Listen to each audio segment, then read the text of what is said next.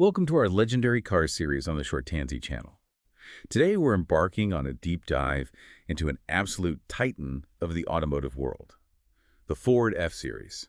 This isn't just, a truck. It's really a cultural phenomenon, America's long-standing best-selling vehicle.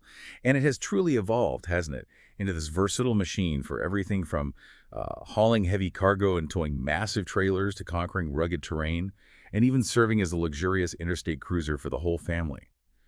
So how did this vehicle, whose story began, over a century ago, how did it earn its legendary place in the American landscape and stay at the top for so long? We're going to unpack its incredible journey, focusing on the consistent innovation and remarkable adaptability that really defined its path. Yeah, its popularity is certainly no fluke, not at all. The Ford F-Series has, consistently delivered on a promise of rugged value, and it embraced innovation right from its earliest days. This unwavering commitment to meeting and even anticipating customer needs, that's precisely why it's remained so successful decade after decade. Okay, so to truly understand its roots, we need to go way, way back. Back to 1917. What was Ford's very first step into let's call it the utility vehicle market? Right, that would be the Model TT. It debuted July 27, 1917. See, Ford customers were really asking for vehicles capable of hauling heavier loads, providing greater utility for their businesses, their farms. Makes sense. So Ford responded. They combined the dependable Model T's cab and engine with a new heavy-duty frame designed specifically to carry a 1-ton payload. It was purely utilitarian, priced at $600. $600. Yeah, and they sold 209 units in that initial year, which, proved there was a clear demand right away. It sounds like Henry Ford had a pretty clear vision for versatility even back then. Yeah. How did that initial design evolve to handle, different kinds of needs? Absolutely. Henry Ford saw the Model TT primarily as a chassis, something that could be easily adapted. Owners or third-party upfitters could add custom beds, cargo areas, specialized equipment. So customizable from the get-go. Right, delivering increased functionality right from the start. And what's maybe even more surprising is its significant role in World War I. Unexpected, really. It was standardized in the light class. In the military. Yeah, widely used by both the U.S. and British armies. As staff cars, ambulances, cargo trucks, and even, get this, an artillery tractor. For that, they fitted it with twinned rear tires for extra grip. Wow, so the Model TT really proved its worth, especially during the war.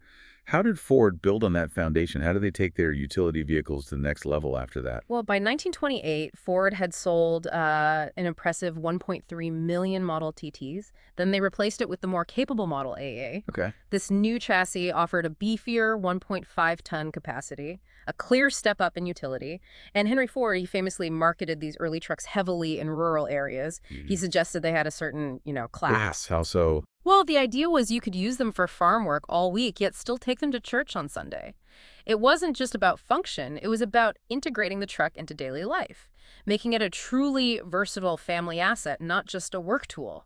That early marketing really painted a distinct picture, didn't it? Did that farm-to-church versatility directly influence later designs?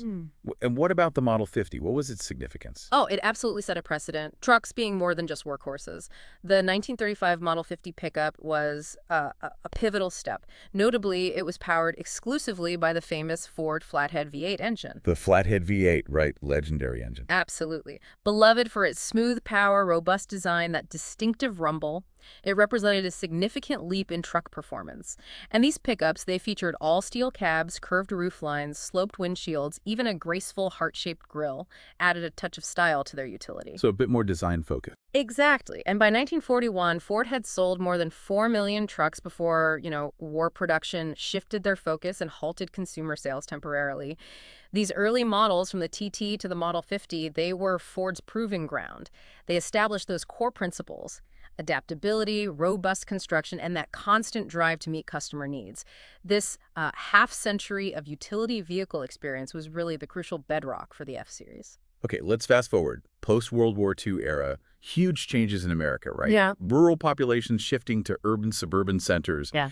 How did Ford adapt its truck strategy to this new landscape? This is where the F-Series, as we know it, comes in, isn't it? It is. Ford saw that societal shift as a massive opportunity. They leveraged their wartime experience, building heavy-duty military truck chassis, four-wheel drive personnel carriers. And in 1948, they introduced the F-Series bonus-built trucks. Bonus built. Yeah.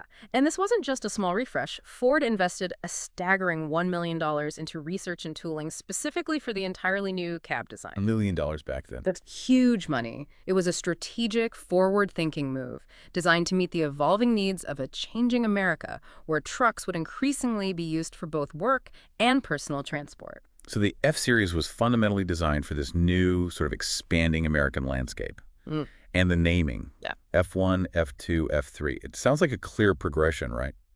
Precisely that. A clear hierarchy indicating capability.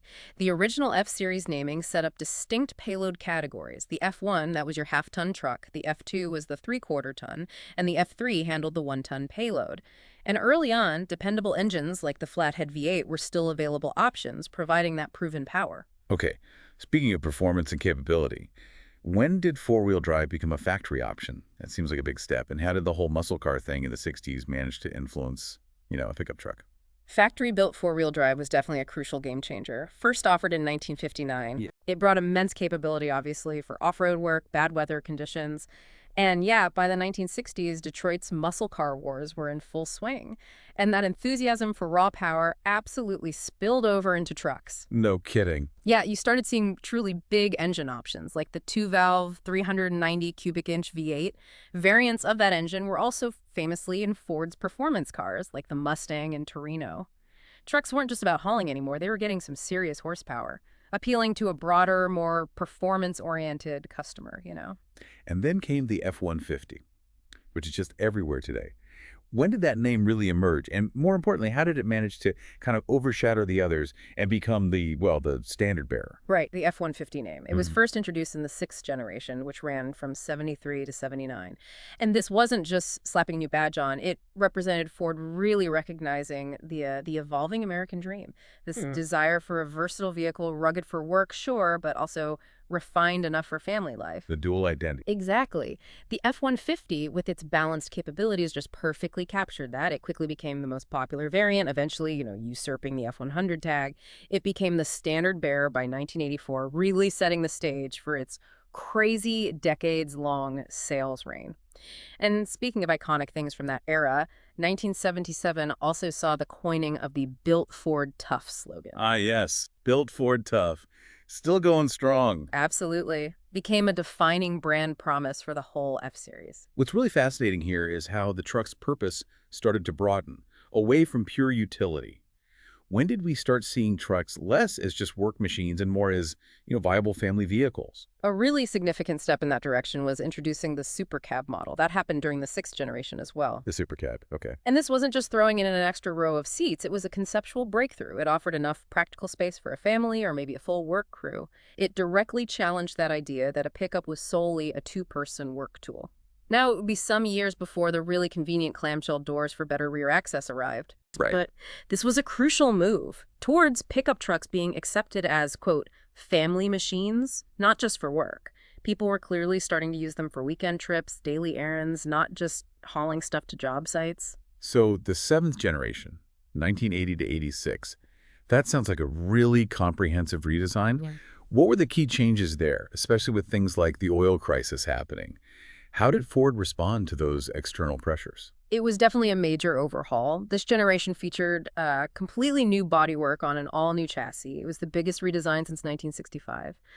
And yeah, the 79 oil crisis had a huge impact. Fuel economy suddenly mattered. A lot. Immensely. So there was increased attention to fuel economy, leading to new federal standards for light trucks. Ford focused on improving not just capability, but also fuel efficiency and, crucially, corrosion protection. That was a big concern for buyers back then. Rust, yeah. Always a problem. Exactly. They also paid significant attention to everyday usability, making features like an AM radio and vent windows standard, offering useful options like a light for the box area, all reflecting the truck's growing versatility for, daily life. So the truck was truly becoming more than just a tool by then. What would you say was the real watershed moment? The point where the F-Series became a vehicle for the masses, a true mainstream choice. You can absolutely pinpoint the 10th generation, that's 1997 to 2004. That was the true watershed moment in the democratization of the pickup truck as more than a work vehicle. Okay, 10th gen. What made it so significant? It was an extensive redesign and kind of a calculated gamble by Ford. Yeah. They began offering these really sumptuous luxury variants like the King Ranch and the Harley-Davidson trim. Right, the high-end stuff. Yeah, and this wasn't just about adding leather seats. It validated the pickup as a legitimate luxury vehicle, a status symbol even. It effectively expanded the truck market beyond traditional work and utility users into this entirely new premium lifestyle segment. And a key innovation that really cemented the shift was realizing a half-ton truck with 4 full doors in the 2001 model year. 4 proper doors? That's huge for families. Massive. Once that happened, the segment has never looked back. It truly opened up the truck to a wider audience, including families who probably wouldn't have considered one before. That 10th generation really did reshape how people viewed trucks. Hmm. But beyond those, striking exterior changes and the new luxury trims, what significant engineering and strategic shifts were happening inside the F-Series lineup that pushed its evolution forward? Well, this redesign was so extensive that it actually shunned some really long-standing components, like the pushrod 5.0 low V8 engine and notably the twin I-beam front suspension. The twin I-beam, that was a Ford staple for decades, wasn't it? Absolutely. Both had been used for over 3 decades in various forms.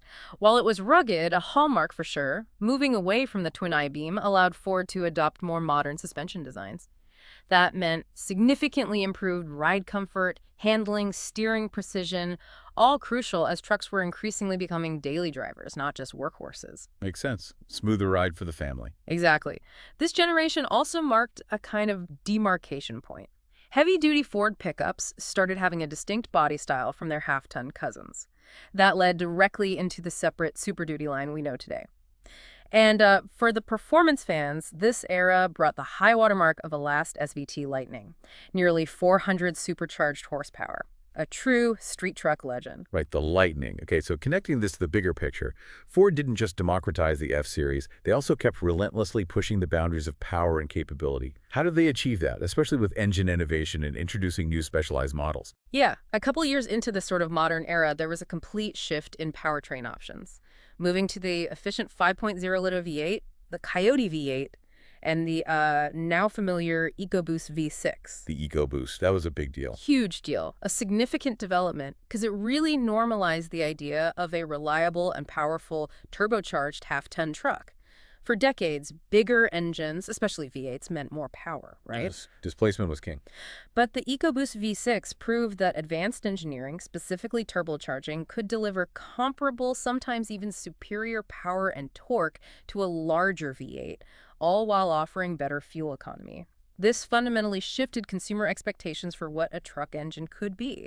And this generation also saw the debut of the tremendous off-road Raptor variant. Ah, the Raptor. It's basically become synonymous with off-road capability now. Hmm. For anyone who hasn't experienced one, what exactly is the engineering secret? What's the primary magic behind its incredible performance off the pavement? The Raptor's primary magic, it isn't just under the hood, though the engines are potent. It's really in its incredibly rugged, off-road ready, long travel suspension. On-travel suspension. Okay. Yeah, this includes really beefy cast aluminum lower control arms up front and serious shocks racing dampers at all 4 corners. These aren't your standard shocks. They're high-performance shock absorbers designed to just soak up massive impacts, keep the wheels on the ground over really rugged terrain, allows for incredible speed off-road. So it can handle big jumps and bumps. Exactly. This whole setup gives it truly impressive suspension travel.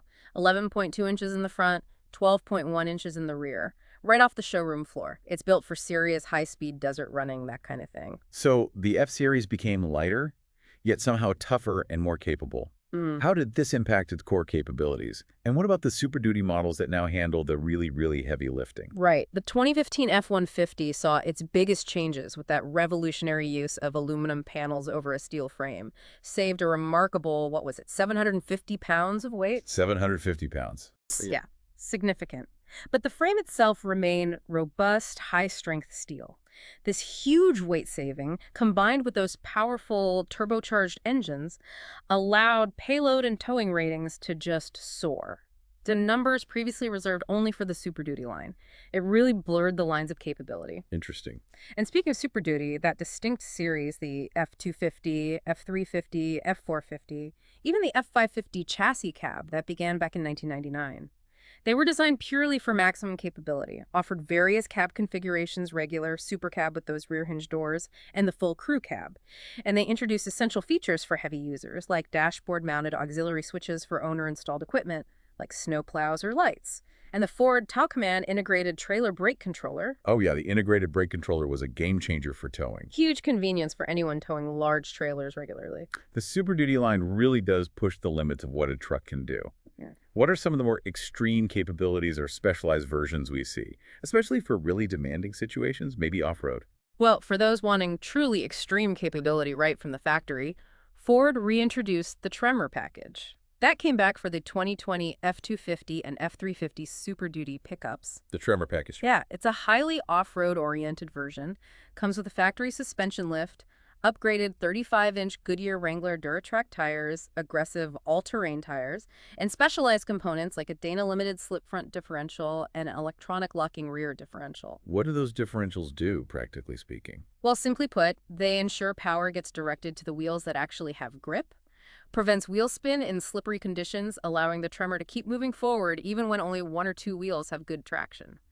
Combined with skid plates for underbody protection, it offers impressive ground clearance, 10.8 inches, and class-leading water fording capability of 33 inches. 33 inches of water. Wow. Yeah. It also comes with selectable drive modes, including a dedicated rock crawl mode and the trail control feature, which is basically like cruise control but for slow, precise off-road driving. And here's a really surprising detail, maybe. The Ford Super Duty's heavy-duty frame and its robust powertrain have actually made it a go-to donor platform for multiple types of armored vehicles. Armored vehicles, like military stuff. Yeah, for civilian, law enforcement, and military use around the world. Famous examples include the Lenko Bearcat, you see those used by SWAT teams a lot, and even the Chinese Chengdu police use a version called the Saber-Tooth Tiger SWAT truck, based on a Super Duty chassis. It's really a testament to its versatile and inherently tough underpinnings. That's incredible, from farm truck to armored transport base. Talk about adaptability. Does this extend beyond North America? Is the F-Series a global player? Oh, absolutely. The F-Series has a significant international sales presence. Beyond the US, Canada, and Mexico, you'll find them officially sold in most Caribbean countries, parts of South America like Suriname, Ecuador, Peru, Chile, the Middle East, China, Cambodia, the Philippines, various countries in Africa. Interesting. Does it have different names elsewhere? Sometimes. In Mexico, for instance, the F-150, XLT, and higher trims are actually called the Ford Lobo. And there's also a pretty strong gray market presence for F-Series trucks in places like Europe and South Korea, often driven by, wealthy car enthusiasts seeking out the higher-end trims like Raptors or Platinums. Demonstrates its global appeal even where it's not officially sold through Ford dealers. So looking forward, what does this all mean for the future of the F-Series, especially with this monumental push across the whole industry towards electrification? Right. The latest F-150 generation, introduced for 2021, it's maybe more of an evolution rather than a revolution in terms of styling. Keeps that familiar look. But it takes a significant leap in cabin technology. Widescreen infotainment, fully digital instrument cluster brings it firmly into the digital age. But the powertrain. Exactly. The big news in powertrains, though, is that it's the first to offer electric power with the F-150 Lightning. That fundamentally reshapes what an F-Series truck can be. The F-150 Lightning. It's definitely more than just an electric version, isn't it? It seems packed with innovations that go beyond just swapping the engine for batteries. How does it really stack up against its gasoline-powered sibling? Yeah, the F-150 Lightning EV offers some pretty substantial advantages over its internal combustion engine counterpart, even with, similar price points for comparable models like the XLT trim. For example, it's the only F-150 ever with an independent rear suspension. The independent rear, why is that a big deal on a truck? Well, it's crucial because it significantly improves ride comfort and handling, especially when the truck isn't heavily loaded.